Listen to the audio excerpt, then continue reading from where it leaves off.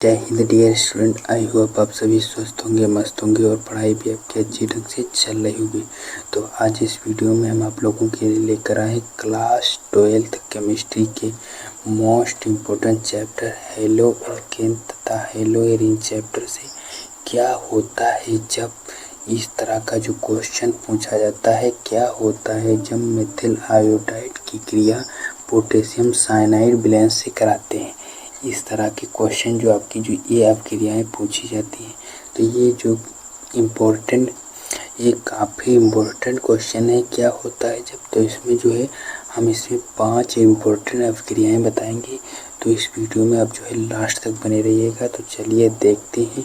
पहली अवक्रिया है, क्या होता है जब मेथिल आयोडाइड की क्रिया पोटेशियम साइनाइड बैलेंस से कराते हैं। तो सबसे पहले इसमें ज़रूरी बात है, अगर आपको जो फार्मूला नहीं पता है तो ये अभिक्रियाएँ आपकी वैसी की वैसी ही धरी रहेंगी, आप इसमें कुछ भी नहीं कर पाएंगे। अब यहाँ पर फार्मूले की बात आती है कि मेथिल आयोडाइड का फार्मूला क्या होता है। अब अगर आपको जो मेथिल आयोडाइड का फार्मूला जब नहीं पता है तो आपकी ये जो क्रिया कैसे होगी। तो हमने जो है पिछली वीडियो में हमने जो 10 इम्पोर्टेंट फार्मूले उसमें हमने बताए हैं।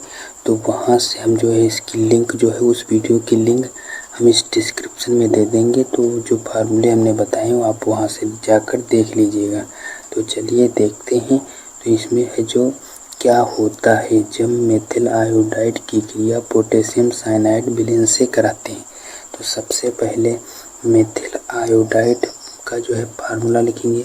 तो मेथिल आयोडाइड का फार्मूला क्या होता है, CH3 ये हो जाता है मेथिल और आई लगा देंगे तो ये हो जाएगा मेथिल आयोडाइड।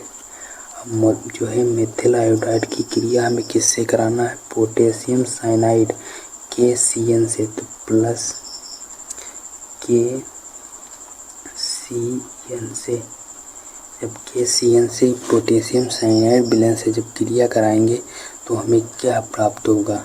तो इसमें आपको कुछ पता होना चाहिए। तो यहाँ से CH3 उठेगा, ये CH3 उठाएंगे और यहाँ से CN, तो ये हो जाएगा CH3CN। तो ये बन जाएगा मेथिल साइनाइड। और इसमें क्या बचेगा, प्लस ये यहाँ पर K बचा और यहाँ पर I, पोटेशियम बचा और आयोडाइड, तो ये बचेगा पोटेशियम आयोडाइड। तो ये इसका नामकरण हम कर दे रहे हैं। तो इसकी ये जो क्या मिला हमें, तो ये मिला है मेथिल साइनाइड। तो मेथिल साइनाइड और ये क्या है, पोटेशियम आयोडाइड। तो ये इस तरह जो है आप इसकी अभिक्रिया करेंगे। तो इसमें जो कोई शॉर्टकट या कोई ट्रिक नहीं होती है, इस तरह की जो अभिक्रियाएँ होती हैं। तो पहले आपको जो फार्मूला पता होंगे तो ये अभिक्रियाएँ आप लोगों को आसान लगेंगी। तो हम फार्मूले की लिंक हम जो डिस्क्रिप्शन में दे देंगे, तो आप वहाँ से जाकर देख लीजिएगा। नेक्स्ट रिएक्शन है, एथिल क्लोराइड को जलीय KOH यानी पोटेशियम हाइड्रोक्साइड के साथ गर्म करते हैं। तो क्या होता है जब, क्वेश्चन इस तरह पूछेगा, क्या होता है जब एथिल क्लोराइड को जलीय पोटेशियम हाइड्रोक्साइड के साथ गर्म करते हैं। तो एथिल क्लोराइड का सबसे पहले फार्मूला लिखेंगे। तो एथिल क्लोराइड का फार्मूला क्या होता है, C2H5, ये हो जाएगा एथिल और Cl लगाएंगे तो हो जाएगा क्लोराइड। तो ये एथिल क्लोराइड का फार्मूला हो गया और हमें किसके साथ गर्म करना है, पोटेशियम हाइड्रोक्साइड के साथ। तो ये हो जाएगा KOH, पोटेशियम हाइड्रोक्साइड के साथ जब हम गर्म करेंगे, यहाँ पर हीट का निशान लगा दीजिए। ये जो ये त्रिभुज होता है, अगर केमिस्ट्री में है तो हीट हो रहा है, अगर जो फिजिक्स में है तो चेंज कर रहा है। तो ये जो निशान होते हैं इनका अलग अलग तरह से इनका प्रयोग होता है। अब केमिस्ट्री में है तो ये निशान लगाएंगे तो हीट यानी गर्म हो रहा है। अब इसकी जब हम क्रिया कराएंगे, एथिल क्लोराइड की क्रिया हम पोटेशियम हाइड्रोक्साइड के साथ कराएंगे तो हमें क्या प्राप्त होगा। तो यहाँ से हम ये C2H5 उठाएंगे, C2H5 और यहाँ से OH उठाएंगे C2H5OH, तो ये हो जाएगा एथिल एल्कोहल। और क्या बचेगा, ये के बचा और Cl, KCl पोटेशियम क्लोराइड। तो ये इतना बचेगा, तो ये हो जाएगा, इसको एथिल एल्कोहल बोले या चाहे इसको एथेनॉल, IUPAC नेम हो जाएगा एथेनॉल। और इसका जो इस तरह जो नाम होगा, अगर आपको IUPAC नेम पता है तो IUPAC नेम लिख दीजिए, अगर नहीं पता है तो कोई दिक्कत वाली बात नहीं है। अगर आपको पता है तो लिखिएगा, नहीं पता है तो कोई दिक्कत नहीं। तो इसको हम एथेनॉल लिख देंगे, एथेनॉल। और ये क्या है, पोटेशियम क्लोराइड, पोटेशियम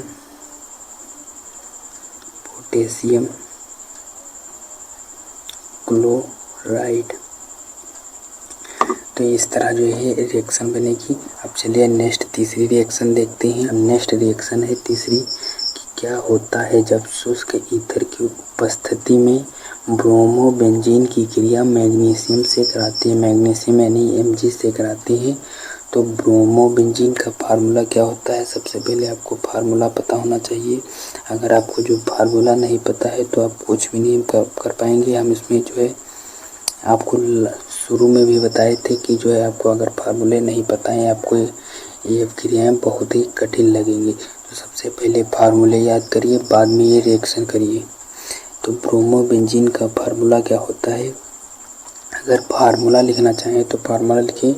तो ब्रोमोबेंजीन का हम एक स्ट्रक्चर बना रहे हैं, तो बेंजीन का सबसे पहले एक स्ट्रक्चर बनाएंगे। तो बेंजीन का स्ट्रक्चर कैसे बनता है, सबसे पहले हम षटकोण के तरीके से पहले षटकोण बनाएंगे। तो ये हो जाएगा षटकोण, और इसमें O को बैठा दीजिए और यहाँ पर Br जोड़ दीजिए। ये हो जाता है ब्रोमोबेंजीन। कोई कठिन तो है नहीं। आप इस तरह के जो फार्मूले हैं, कुछ हमने उसमें ये फार्मूले बताए हुए हैं, तो आप वहाँ से जाकर देखिए। तो ये ब्रोमोबेंजीन हो गया। और हमें इसकी क्रिया किसके साथ कराना है, तो क्रिया हमें कराना है मैग्नीशियम के साथ, Mg के साथ। Mg के साथ जब क्रिया कराएंगे और किसकी उपस्थिति है, शुष्क ईथर की उपस्थिति में क्रिया कराएंगे। शुष्क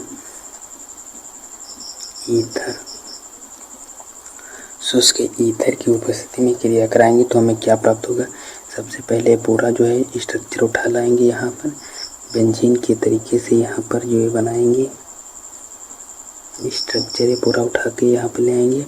और ये यहाँ से ये Mg उठाएंगे, यहाँ पर ये जोड़ देंगे Mg और ये Br। तो ये जो फार्मूला है ये काहे का है, तो ये है, ये स्ट्रक्चर काहे का है, तो ये हो जाएगा फिनाइल मैग्नीशियम ब्रोमाइड। तो ये क्या बना, फिनाइल मैग्नीशियम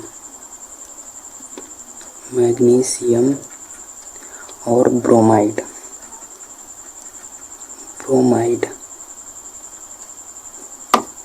तो ये फार्मूला बना फिनाइल मैग्नीशियम ब्रोमाइड। फिनाइल ये स्ट्रक्चर हो गया और Mg मैग्नीशियम ब्रोमाइड Br। तो ये रिएक्शन बन गई कुछ इस तरह। अब चलिए नेक्स्ट रिएक्शन देखते हैं, चौथी रिएक्शन। तो ये हम जो आपको ये रिएक्शन बता रहे हैं ये काफ़ी इम्पोर्टेंट है, और ये किसी न किसी सेट में आप देखिएगा। तो ये किसी न किसी सेट में आपको जो पूछी गई है, और हर साल ही पूछी गई रिएक्शन है, और ये किसी न किसी सेट में हर साल आती है। तो ये काफ़ी इम्पोर्टेंट है, तो आप इनको अच्छी ढंग से तैयार कर लीजिए, रट्टा मार लीजिए। तो चौथी रिएक्शन है, क्या होता है जब क्लोरोबेंजीन की क्रिया क्षार से कराते हैं। क्षार यानी कि कोई भी हम क्षार ले लेंगे जो आपको मन हो, तो आप जो है इसमें कोई क्षार ले लेंगे। तो क्षार से कराते हैं और 623 केल्विन ताप तथा 300 एटीएम ताप पर। तो क्लोरोबेंजीन का फार्मूला क्या होता है, तो सबसे पहले बेंजीन का हम स्ट्रक्चर बनाएंगे। तो ये षटकोण के तरीके से हम स्ट्रक्चर बनाएंगे। तो ये बेंजीन हो गया और इसमें हम Cl जोड़ देंगे ऊपर, तो ये हो जाएगा क्लोरोबेंजीन। तो ये क्लोरोबेंजीन का फार्मूला हो गया। और हम कोई क्षार ले लेंगे, तो जैसे हम एक क्षार ले रहे हैं NaOH, ये हमने क्षार ले लिया और इसमें कुछ कंडीशन दे रहा है, इसमें 623 केल्विन ताप है, तो ये ताप भी ले लेंगे 623 केल्विन ताप और 300 एटीएम ताप, 300 एटीएम ताप। अब इसमें क्या बनेगा, तो सबसे पहले ये पूरा स्ट्रक्चर उठा के यहाँ पर बना देंगे, षटकोण के तरीके से बेंजीन पूरी बना देंगे। ये बेंजीन बना दिए और यहाँ से जो हमें अब इसमें क्या निकालना है, यहाँ से OH उठाएंगे, OH यहाँ पर जोड़ देंगे। ये OH जोड़ दिए तो ये क्या बन गया, फिनॉल। तो ये फिनॉल बन गया और इसमें क्या बचा, Na बचा और Cl, सोडियम क्लोराइड। तो ये सोडियम क्लोराइड हो गया और ये क्या है, फिनॉल। ये इसका नामकरण हो जाएगा फिनॉल। और ये क्या है, सोडियम क्लोराइड। तो ये इस तरह जो है इसकी रिएक्शन बनेगी। ये काफ़ी जो है आप लोग इसको 2-3 बार रिवीजन करिए, आपको ये आसान लगने लगेंगी। तो ये रिएक्शन जो है आपको कठिन इसी तरह लगेंगी। अगर आपको फार्मूले पता है तो आपको ये रिएक्शन बहुत ही आसान लगेगी।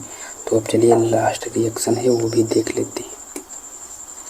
लास्ट रिएक्शन है फार्मिक अम्ल की क्रिया H2SO4 की उपस्थिति में एथिल एल्कोहल से कराते हैं। तो क्या होता है जब फार्मिक अम्ल की क्रिया H2SO4 की उपस्थिति में एथिल एल्कोहल से कराते हैं। सबसे पहले आप रिएक्शन आसान जो है, सबसे पहले जो है बढ़िया दिमाग से रिएक्शन पढ़िएगा, बाद में रिएक्शन को करने बैठिएगा। तो फार्मिक अम्ल का सबसे पहले हम फार्मूला लिखेंगे। तो फार्मिक अम्ल का फार्मूला होता है HCOO, इतना हो जाता है फार्मेट, और H लगा दे, ये हो जाता है फार्मिक अम्ल। फार्मिक अम्ल की क्रिया हम किसके साथ करा रहे हैं, एथिल एल्कोहल H2SO4 है, उपस्थिति है, इसके साथ हम क्रिया नहीं करा रहे। इसीलिए हम कह रहे हैं जो भी रिएक्शन पढ़िए बाद में उसके फार्मूले लिखिए। तो एथिल एल्कोहल की क्रिया, एथिल एल्कोहल से क्रिया कराएंगे तो प्लस जाएगा C2H5OH, ये हो जाता है एथिल एल्कोहल का फार्मूला। ये पेन भी नहीं चल रहा है, बहुत पसीना निकल रहा है, भीग गई है काफ़ी, इसी कारण से पेन नहीं चल रहा है। और H2SO4 की उपस्थिति में क्रिया होगी, तो H2SO4 की उपस्थिति में क्रिया कराएंगे तो क्या बनेगा, सबसे पहले जो इतना ही हम उठाएंगे यहाँ से, ये हो जाएगा HCOO और यहाँ से C2H5। तो ये क्या बन गया, एथिल फार्मेट। इतने को जो हम पढ़ते हैं फार्मेट, और ये C2H5 हो गया एथिल फार्मेट। तो ये क्या बन गया, एथिल फार्मेट। और इसमें बचा क्या है, तो सबसे पहले जो इसकी पूरी रिएक्शन कर लेते हैं, नामकरण बाद में करेंगे। एक H यहाँ पर बचा और एक H यहाँ और एक O, ये तो ये हो जाएगा H2O, जल बाहर निकल जाएगा। तो इसका नामकरण क्या होगा, एथिल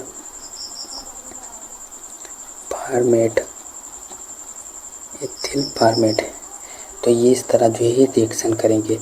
तो आई होप आप लोगों को ये पांचों रिएक्शन अच्छी ढंग से समझ में आ गई होंगी। तो हम मिलेंगे नेक्स्ट वीडियो में, तब तक के लिए जय हिंद।